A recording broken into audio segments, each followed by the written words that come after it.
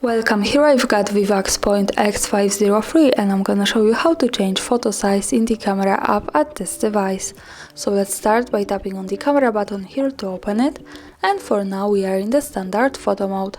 From here let's just simply slide a little bit to the right to the advanced camera settings, and here we have the picture size option to the back camera. So when we tap on it, we can manage aspect ratio with megapixels. We have two ratios, 4:3 and 16:9. This is connected with different quality, and of course I suggest you to keep this on the best possible, which is 13 megapixels to 4:3 and 8:3 megapixels to 16:9 aspect ratio.